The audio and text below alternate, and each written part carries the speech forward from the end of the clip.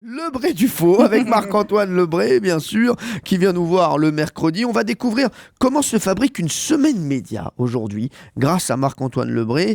Et on commence par l'émission d'un confrère, Jean-Marc Morandini. Alors, on a envie de savoir comment vous fabriquez votre émission, Jean-Marc. Salut Cyril, salut tout le monde. Salut Jean-Marc, salut. Alors moi, c'est simple, pour préparer mon émission, la veille je balance un scoop sur mon site internet jean-marc-morandini.com du genre exclusif, Valérie Benaïm en couple avec Jean-Pierre Foucault et Pierre Bellemare.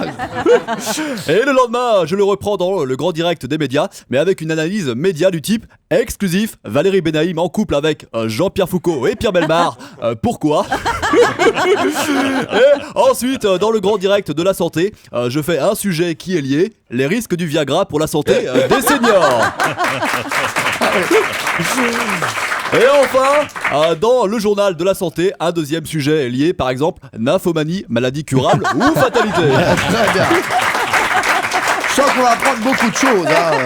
Alors, et puis on va maintenant s'intéresser à 50 minutes Inside, l'émission de Nikos Aliagas qui a lieu 3 jours après.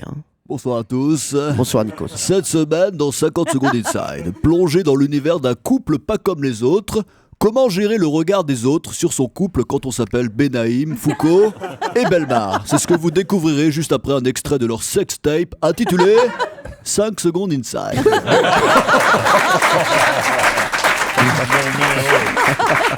Un jour plus tard, avec la même nouvelle, on passe au JT de David Pujadas. Bonsoir, au sommaire de ce journal, un véritable drame de l'amour. Ils étaient célèbres, vivaient une belle relation à trois, et pourtant hier soir, après une course-poursuite de plus de 5 heures dans un couloir d'Europe 1, Jean-Pierre Foucault a fini par rattraper le fauteuil roulant de Pierre Bellemare et lui a barré le chemin à l'aide de son déambulateur.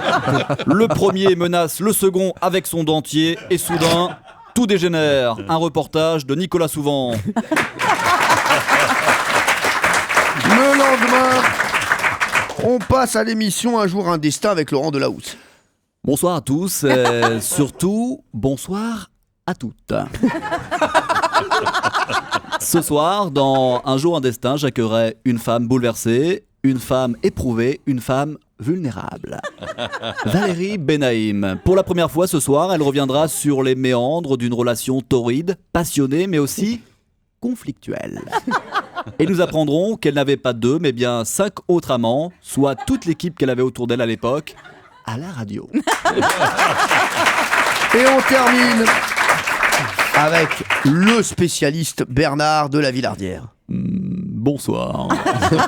Tout de suite, un document choc dans lequel nous découvrirons que l'affaire Benaïm Bellemare Foucault n'était que le sommet de l'iceberg, les pieds dans le plat. Nous y découvrirons notamment les exigences sexuelles démesurées du présentateur de l'émission, sa propension à demander la position du vendeur de roses, ou encore la brouette pakistanaise au rédacteur en chef Renaud Saint-Cric, plus de 87 fois par jour.